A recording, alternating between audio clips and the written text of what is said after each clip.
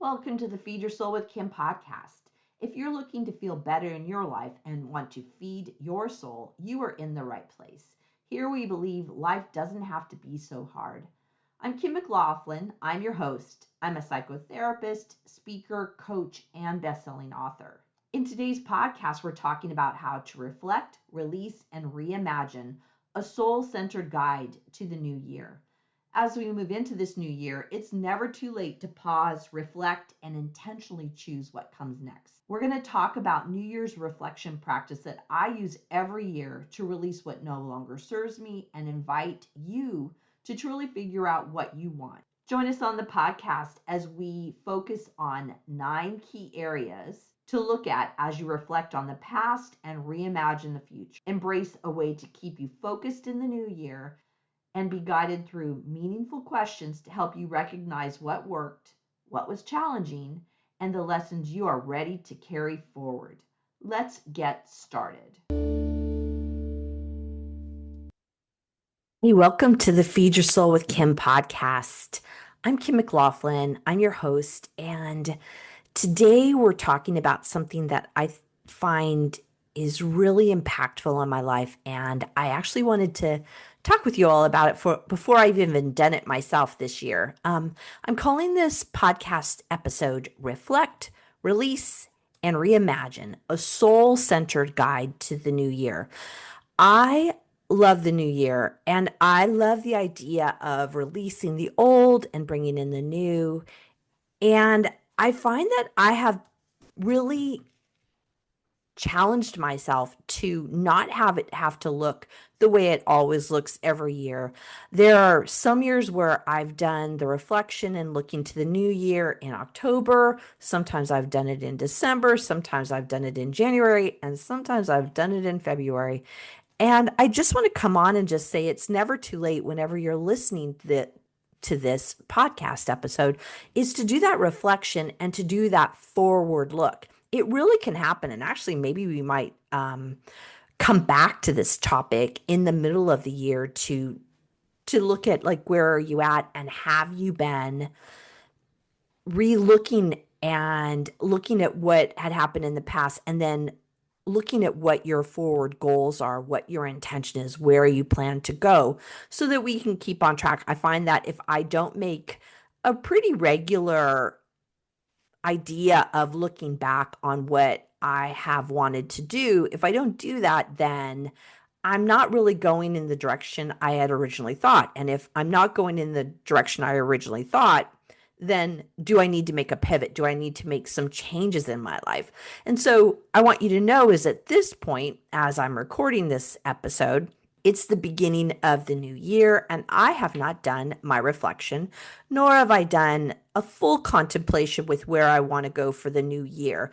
And so I just want you to give yourself grace that if you haven't done it, there's plenty of time.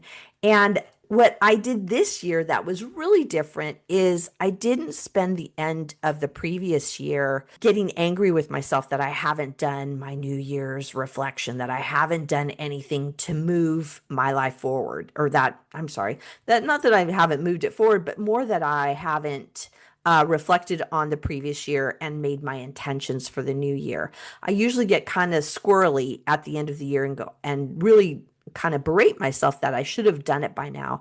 And what I chose to do is during that holiday time is to take in what I learned of this term called liminal space, this space that in between two time periods, such as the ending of an old year and the beginning of a new year, to really sit in that in between time and determine what just sit with myself and be more quiet rather than being more intentional on having to do something. And if you want to listen to that, I have it in the Feed Your Soul with Kim podcast. It's episode 133, and I'll link it in the show notes so that you can look at it or listen to it and see how it might help you. What I wanted to do today is to talk with you about the general template that I like to use each year and some questions that I will be using to guide myself on my reflection, release, and reimagining. And I want to invite you to do this too.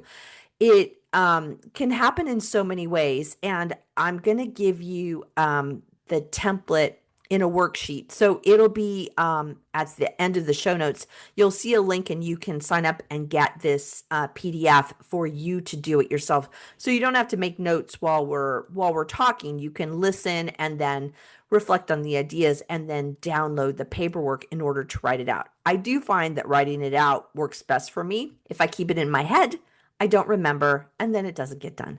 So I like to put it in writing and move forward in a really intentional way. If this episode touched something in you and you're ready for more support, I would love to help. Visit feedyoursoultherapy.com to schedule a free consultation. You don't have to do this alone. Help and healing are possible. What I think of, or what I do, the starting spot of this process is I want to look back at the old year. So I like to release the year before. Once again, if this isn't January, but we're in June, you can do the year before. It's still a process that works, is reviewing what happened in the past so that you can release it and move forward with some clarity and intention. So I like to do the release, and what I do is I look at old journals, I look at my calendar, I look at things that have happened, and just really look at from month to month what's gone on in my life through this last year. And I look at different areas. And so there are 9 areas I like to look at. And so what you'll find is with each concept of what we're looking at today in terms of the releasing the past and embracing the future is these 9 areas show up. And I think they're the best well-rounded way to look at what happened in the year past. So, or how to organize it. The first is yourself. How are you doing? What about yourself is working and not working in the past? Your physical. How is your physical body? Your family, your relationships with your family, your relationship with your friends, your work or education, creative life, your spiritual life, your home, where you live, and your money and your finances. So I like looking at all of these one by one. I find it helps me organize when I do it that way rather than doing it as a reflection over time periods. It just kind of captures everything about myself, everything about the physical, everything about family. And I write down all the items in those areas so that I can look back on what happened. It's a great time to then look at what were your goals in those areas and what did you intend to do? What did you write out? And then you can look at it. So the first thing you want to do in terms of releasing the old and embracing what's coming next is talk about what's difficult. What happened in this last year in self, physical, family, friends, work and education, creative, spiritual, home, money, and finance. And what was difficult? What didn't work? What didn't feel right about those areas?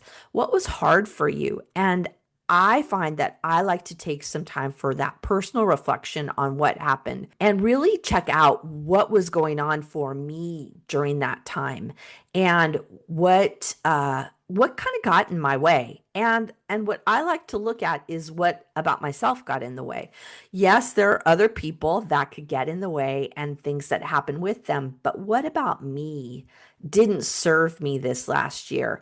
And if there are parts about other people about what was difficult in terms of, we have the family component, the friends component. If it was about other people, then what was that about for you? And start really examining it about what was difficult. What was difficult? And it's not about blaming. It's just about being honest. These things were difficult in this last year. Then I like to look at what were the lessons learned in terms of those 9 component areas: self, physical, family, friends, work, education. creative, spiritual, home, and money, finance. What were the lessons learned? And I invite you to dig deep in this because even when we've had difficult things, I remember there was one year where I had a really difficult, it was probably 2 years worth of time where I had a really difficult time with a certain person in my life. And I, some of the lessons I learned from that is not inviting that person into my life, not engaging with that person. And also really forgiving myself for not always acting the way that I wanted to and not always acting in a way that was in my best interests. And also, a lesson learned in that time was also about how do I release my thoughts about these other people, these really negative thoughts that I had that really didn't serve me. And it made me focus more on that other person as being the problem rather than what could I do about it and how could I be empowered. So I encourage you to dig deep. You don't have to answer in all of the areas. Spiritual might be something that doesn't fit for you. Creative might be something that doesn't fit for you. But answer to the best of your abilities and really kind of dig deep in them. If there are ones that you just want to avoid, those might be the ones that you want to look at and really get into what that might mean for you and why you might be avoiding it. Some might be you're not interested in them because it's just not important to you. And that's fine. You can do this whatever way that fits for you.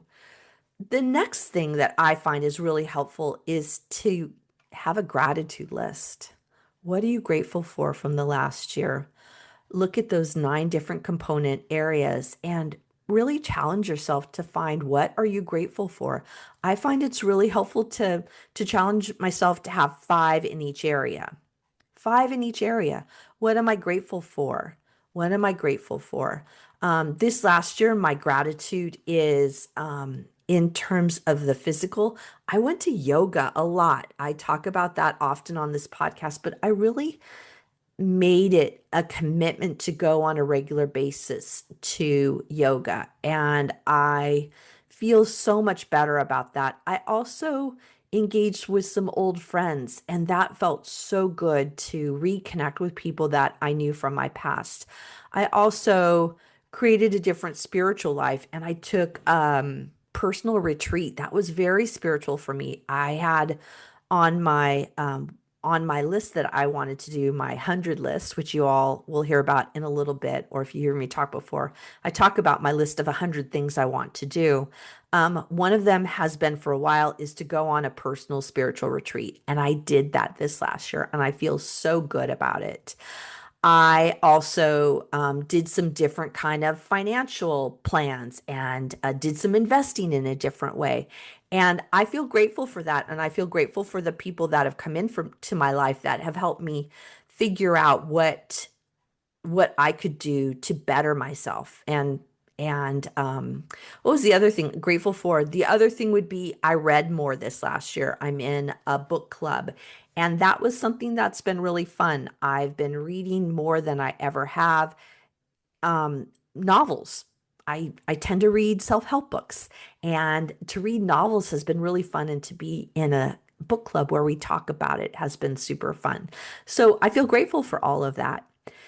So the next thing after the gratitude list, then what can I let go of? What am I letting go from the past? What is not serving me anymore? As I said earlier, sometimes it's been thoughts that I need to let go of. Sometimes it's been people that I need to let go of. Sometimes it's been things that have been on my list to do that I just don't want to do anymore. And I want to cross them off and I want to let them go. I like to look in these, once again, these 9 areas and where is there some need to shed and to let go. And it can be whatever it is for you, what works, what would be for your highest good to let go of and lean into that for this next year. You can do a lot of ways to let go of things. I like to write things on paper and I like to shred them, or I like to burn them or bury them outside, or I put pieces of paper in the ocean, to let go through the water. There's lots of ways you can do it, but I really do encourage you to have some kind of little ritual that you like to do to let these things go, because it can be really fun to write it down and then release it in a lot of different ways. So now that we've talked a lot about what we're going to let go of, reflection on the past and what's gone on, then this is the time to go into the future. And sometimes what people do is they'll do a vision board about this next year. And this isn't about doing a vision board. That's not what we're talking about today, but definitely you should do one, because it's a great way to do it. But that's not what we're talking about. We're talking about doing more in terms of writing and putting things down on paper. But vision boards are another way to come into this new year. It's also another way of releasing the old year. So, one of the things I have liked to do in embracing this new year, this new time, is coming up with a word for the year. I have done many words over the years, and a lot of times I forget them through the mid year. It's been interesting to me that I have remembered my words of the year these past few years, and I have been able to really focus on them, and they really led me in terms of what do I do and what do I let go of. There was one year where the word was no, and it was fascinating that everybody got confused when they said, "What's your word for the year?" And I said no. And they'd laugh at me. And I said, literally, it's no. It was about saying no to the things that weren't working for me, saying no to people. It was really those boundaries in terms of when I would say no. And then the next year, what the word that came to me was yes. And I thought that was fascinating. And it wasn't about saying yes to everything. It was about saying, what am I a heck yes for? What am I going to invite in? What do I want to do? What do I want to embrace? If it was a yes, it was a heck yes.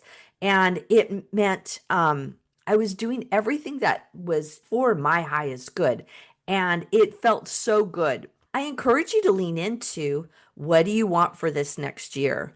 What would you like your word to be? And what word might show up for you that you want to do? This next year, I wrote down, I on the first January 1st, we did 108 sun salutations. If you know how to do a sun salutation in yoga, we did 108 in the morning on New Year's Day. And the word that came to me was commitment. Commitment. And I thought that was fascinating. I'm going to have to reflect on that more, but it felt to me like it was about, what's my commitment to myself? What am I once again saying yes to? What's right for me? And then that's something I'm going to really contemplate and do some journaling about how that might enter in my next year. The next thing you can do after you figure out if there's a word, and there might not be a word, it might be a phrase, it might be a sentence, whatever it is, just see if there's something that's kind of bubbling up for you that might be this guiding intention for the next year. The next thing that could be really helpful is, what do I want to feel next year? How do I want to feel? And I generally lean into calm, peace, joy. Actually, the calm, I think, came in more this last year. Peace and joy have been pretty common throughout the years, but I really want calm. And that has been something I've been leaning into a lot.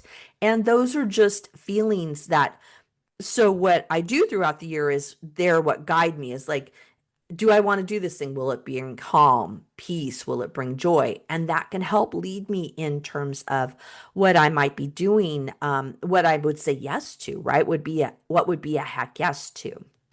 So those are some of the things I help in my preparation for the year. And next are some things that I think you'll find are pretty normal that people do. I'm not into resolutions, which to me is more of a negative about what I'm not going to do and what I'm going to stop. I've talked a lot about that in other podcasts about how I don't do resolutions and how those don't seem to work. They seem to be more negative and positive. And I think I want to lean more into that positive space. So where we go next is, what do I want to experience or accomplish? And once again, in these seven categories for yourself, what do you want to experience or accomplish? Physically, what do you want? Once again, I continue to do yoga, and that really fits for me.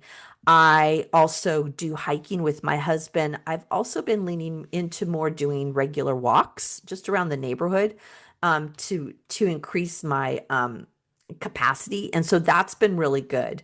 What do I want to embrace for my family? We are looking at our daughter going to college and what might that be for her, and we're leaning into that and for a family about doing different kinds of weekends away and looking at different colleges for her. So that's definitely going to be a goal for this year. I've been leaning into friends, old friends that I haven't talked to, and I just reconnected with an old friend and spent some time with her, and I find that really valuable. So I want to lean into that more. What do I want to accomplish in my work? I have a whole idea about what I want from my work and who I want to serve, and how I've been leaning into more psychotherapy with my clients. And that has been really valuable. This last year, I got certified in brain spotting. So that's a therapy technique I'm using with my clients. And I love doing that. Actually, one of the things I'd like to do more of is lean more into my creative side. And I bought a class on art class, a painting class online. And so I want to do that. Spiritual, I've been really leaning into my Women of Spirit group that I'm a part of, and just being with them and talking about spiritual ideas has been very enlivening for me. For our home, my husband and I talk at the end of the year, we talk about what we want to have done in our house. And so we've been talking about some different things that we want to maybe reorganize and remodel some things. So that's something we have on our list. And money finance is the last. And so um, we've been looking at our 401k and how that's invested. We've been talking about other investments. So there's a lot of things we do about money that will be part of this new year. And I like to, so the other thing about these areas, these nine areas, is I talk about this with my husband. I talk about what do we want to do as a family? What do we want to do with friends? What do we want to do about work or creative or spiritual or home or money and finance? So these are things I do individually, but I also like to do it with my husband and my daughter actually to determine what is it they want so that we're not all at cross purposes. And you don't have to have a goal in every area. That can feel like too much. It's just what are you focused on? And it could be for a month or two, you do one thing, and a month or two, you do another thing. This is a living document. And I recommend that you come back to it regularly throughout the year and really look at what is it I wanted to do? What is it I wanted to accomplish? Am I going in that direction so that you can see whether you're actually going in the direction you originally thought you were going to go in? And if you aren't, maybe you need to cross that off the list. Or if you are, good job and say, congratulations, let's do more of this. So, in getting to this spot where you can do this, one of the things I like to do is go into a quiet space and journal about who would I like to be? What would I like to accomplish? What direction am I going in? And how am I going to play full out in my life? These are great things to do contemplation on. I like to just get out my journal, which is over there, get out my journal and just put these questions at the top of the page, and I just free write. And I just free write, what would I like to be? What would I like to accomplish? What direction am I going in? And how am I going to play full out? I just like to have those be some starter questions that help me really focus in on what's showing up for me. So these are the things that I like to do on a yearly basis. That is literally what I do. Um, and I also do this other thing that I find is very encouraging to me. And I put down a list of 100 things I want to do. And I almost said in the next year, but it's really as they come up. And I have actually have a list. It's over there. I have a list of 100 things of what I want to do. And there are things that show up that I write down on my list. One was to go to Stonehenge. I wanted to go to Stonehenge. It was on my list. And that happened a year and a half ago. Check off the list. I wanted to go to Paris. Check off the list. Last year, what was on my list was go on a private solo retreat. I did that. I checked that off my list. There's some other things that I have done that are more personal that I put on my list. It can be things like really simple things that don't cost any money. Go put my feet in the sand at the beach. I mean, the beach is a couple hours away, but it's relatively easy for us to go do that. So I like to have that on my 100 list. These are things that I want to do that would give me pleasure, that if I don't write them down, I might forget about it and not have it front and center of what I want to do. So I encourage you to do it. I know the list can sound overwhelming and it can sound like it's all about having to buy things. But I'm not talking about that. I'm talking about things that you want to do, be, have, and experiences you'd like to have that you maybe think you can't do, but they've kind of been sitting back there. Write them down. You never know how they're going to show up. How are those things going to show up that are something that you've really wanted to do? I put on there a certain restaurant that I wanted to go to that I keep not we don't go to, and then I put on the list, this is what we're going to do, and ends up happening because there's something magical about writing it down and saying this is what I really want to do. And the other thing I love to do is to cross it off when it's done. That makes me feel so good to say this is complete. It's really a fun activity. I sometimes forget that I have items on my list, and so I'll open up my list, I'll review it. As I said, we should review our goals, and I go, oh, this thing I'm pretty close to completing. I'm going to keep that on my list because I really want to do that. I did that with my brain spotting certification. Brain spotting is, I've spent over 100 hours on training, on providing therapy and being in therapy with brain spotting. And it was something I really loved. And it was on my list for quite a while because it took me a while to complete it. And actually, I just realized I hadn't crossed it off. So right before I got on this podcast, I was looking over my 100 list and I got to cross that off. So that makes me feel really good about what I have on there. The list of 100 takes me out of my comfort zone. And I invite you to think of big. What might it look like? Because I went to Stonehenge in England. Like that's a big bucket item list. And I had it there because it was really something on my heart that I really wanted to go.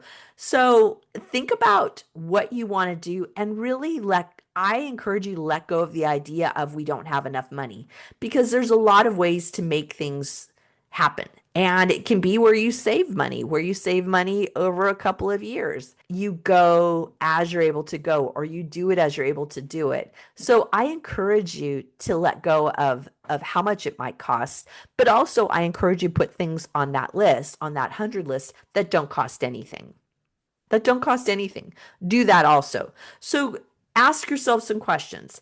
What are my great desires? What would I like to do, be, and have? And really put those down as something that you can move forward into. So this was a lot of stuff. And once again, it can be hard to remember how to do or it can be hard to remember to do them. So I encourage you to download the list or use your own list. It's really okay to use whatever you have or use any booklets that you have from the past, but I really encourage you to lean into making this new year something that's different for you. I don't like the term new you. What do they call it? New year, new you, because it can be the same old you, but I want to have it. I love the idea of reflect, release, and reimagine. This is that reimagining of who we are, how we want to be. And this new year time is that really change of the clock. It's the change of the calendar to help us move into something that is different and that's reimagined. You've got this, and I am on your side. I think we'll do a podcast in a month or so, and I'll let you know how my reflect, release, and reimagining as I come into this new year, what that's been like for me, because I'm looking forward to it. And I like to schedule out quite a few hours to get it done and to have that time to really be involved in it and reflect. I like to get out my journal. I like to get out my papers from the last year and just review what the year was about and really write down my reflections, write down what I want to let go of, and write down what I want to reimagine. This is Kim McLaughlin with Feed Your Soul with Kim podcast. Thank you all for listening, and I look forward to talking to you later. Bye. Thank you for joining us on the Feed Your Soul with Kim podcast. We love bringing you fresh content to help you feed your soul. We would appreciate it if you would subscribe and leave a comment about our podcast so others can find us. This podcast is not a replacement for mental health counseling. If you are suffering, seek out a qualified mental health provider. You are worth it.